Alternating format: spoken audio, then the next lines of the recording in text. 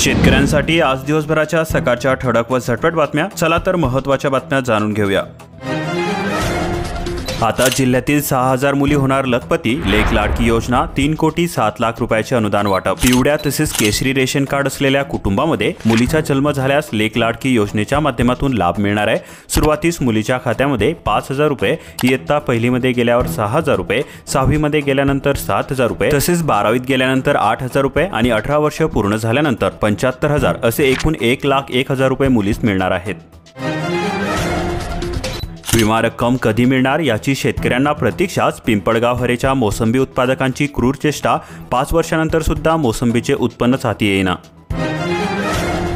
नोकऱ्या द्या हो. महाराष्ट्रातील 24.51 लाख जणांनी नोकरीसाठी केली नोंदणी. केंद्र सरकारच्या पोर्टलवर रोजगार इच्छुकांचा लोंढा. IT सेक्टरचा वाटा मोठा.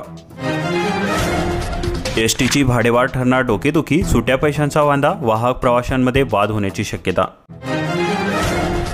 स्वस्तामध्ये वाळू मिळेना. घरकुल लाभार्थ्यांची अडचण. 600 रुपये ब्रास वाळूची प्रतीक्षा. वाळू घाटांचा लिलाव थांबला.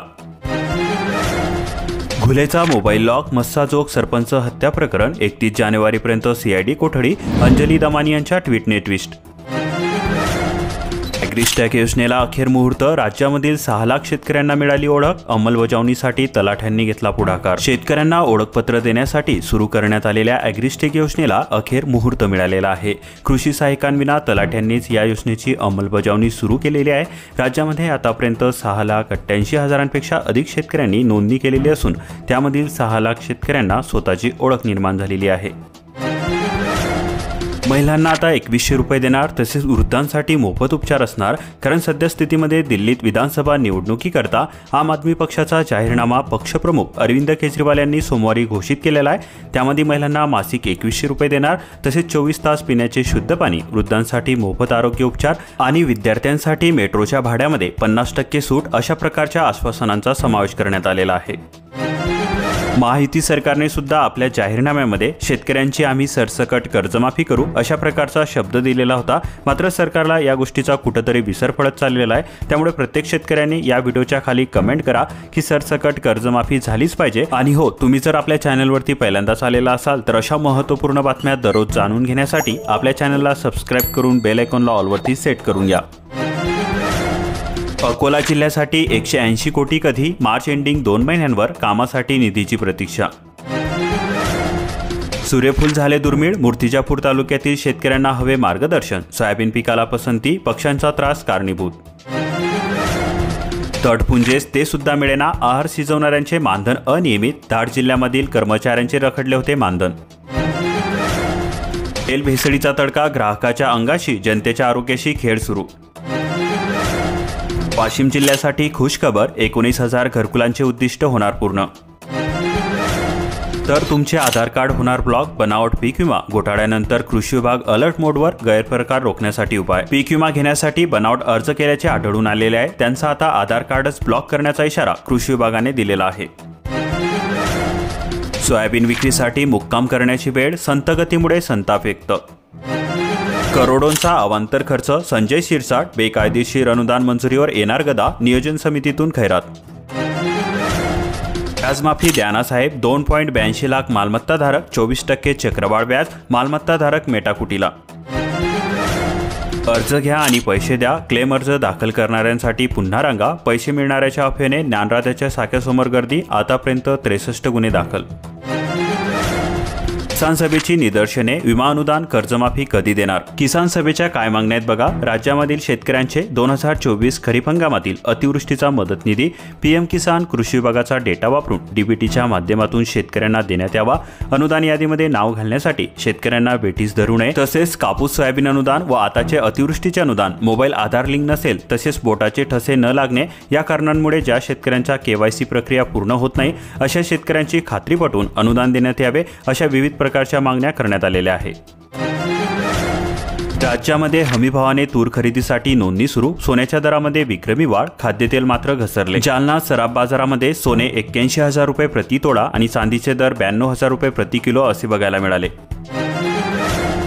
शेतीमधून लाखोचे उत्पन्न. सेंद्रिय पद्धतीने शेती करण्यावर अधिक भर. 28 एकर शेतीमध्ये फळे आणि भाजीपाला लागवड. एसटीचा भाडेवाढीचा झटका, राज्य परिवहन महामंडळाची 15% भाडेवाढ झाली सुरू. नांदेडामध्ये बर्ड फ्लू, पशुसंवर्धन म्हणते किवळा वगळता कुठेही बर्ड फ्लूची लागण नाही, बाधित सर्व 456 पक्षी केले नष्ट. निराधारांची डीबीटीसाठी होते तहसीलमध्ये फरफट, फेब्रुवारी अखेर जोडता येणार बँक खात्याला आधार कार्ड. हमीभावासाठी पिळवणूक, थांबावं तर उपासमार, जावं तर चोरांची भीती, अडथळ्यांची शर्यत पार करीत सोयाबीन खरेदी सुरू. धाराशिव जिल्ह्यामध्ये 265 कोटींचा निधी 60 दिवसांमध्ये खर्च करावा, पालकमंत्र्यांचे सर्व शासकीय यंत्रणांना आदेश. त्या निराधारांचे पैसे बंद होणार काय? कागदपत्रे जमा न केल्यास अनुदान होणार बंद. संजय गांधी निराधार योजनेअंतर्गत लाभ मिळणाऱ्या अनेक महिलांनी मुख्यमंत्री माझी लाडकी बहीण योजनेच्या लाभाकरता अर्ज सादर केलेला होता. अनेक महिलांना या योजनेचा लाभ मिळण्यासही सुरुवात झालेली होती. मात्र ज्या महिलांना निराधार योजनेमधून अनुदान मिळत असेल अशा महिलांना केवळ एकच योजनेचा लाभ मिळणार असल्याची माहिती सांगितली जात आहे. शेतकरी कुटुंबांना दिला अपघात विम्याने आधार, गोपीनाथ मुंडे शेतकरी अपघात विमा, किती जणांना 2 लाखांची मदत मिळाली? शेतकरी मित्रांनो, तुम्ही आपली फार्मर आयडी काढली का? शासकीय योजनांचा लाभ घेण्यासाठी फार्मर आयडी गरजेची आहे. प्रत्येक शेतकऱ्यांनी आपले सरकार सेवा केंद्र येथून फार्मर आयडी तयार करावी. ज्यांच्याकडे फार्मर आयडी नसेल त्यांनी विविध योजनांचा लाभ मिळण्यास अडचण येणार आहे. ही नोंदणी विनामूल्य असल्याने शेतकऱ्यांनी आपली त्वरित नोंदणी करावी, अशा प्रकारे सांगितले जात आहे.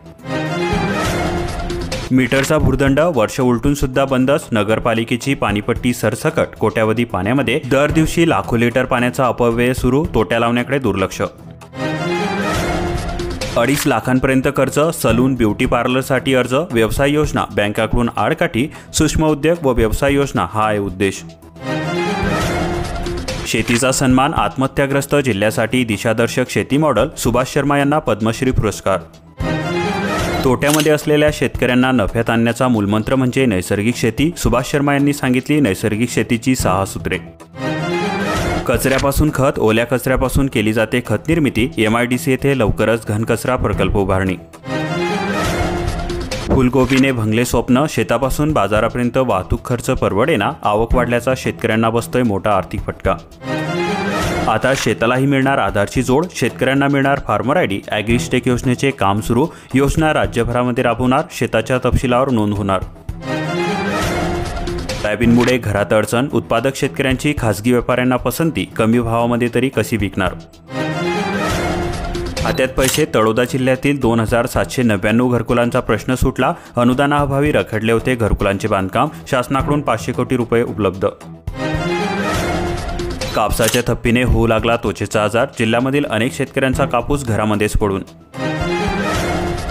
गव्याकडून 200 एकरातील पिकांची हानी, तडबडेत शेतकऱ्यांचा मोठा फटका, कमी क्षेत्राचे पंचनामे.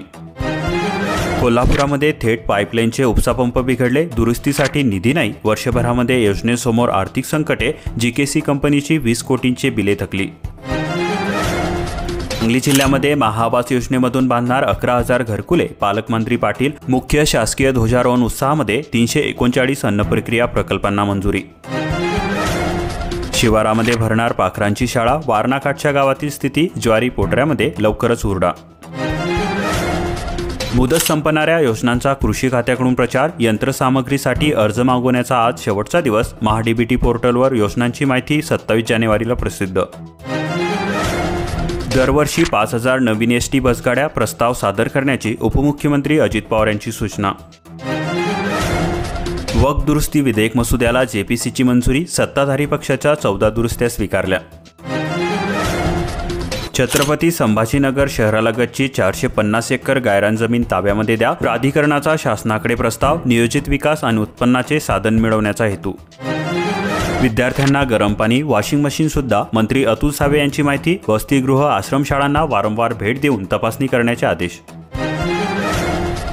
फी, अभ्यासक्रमांसह शैक्षणिक तक्रारींचा 20 दिवसांमध्ये होणार निपटारा, UGCकडून ई-सोल्युशन पोर्टलची निर्मिती, आता विद्यार्थ्यांना करता येणार ऑनलाईन तक्रार.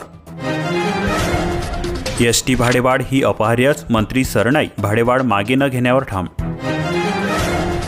राज्यामध्ये बांगलादेशी घुसखोरांची समस्या भयावह, मुंबई, ठाणे, नवी मुंबईत सर्वाधिक प्रमाण, राज्याच्या इतर भागात सुद्धा घुसखोरांचे वाढते लोण.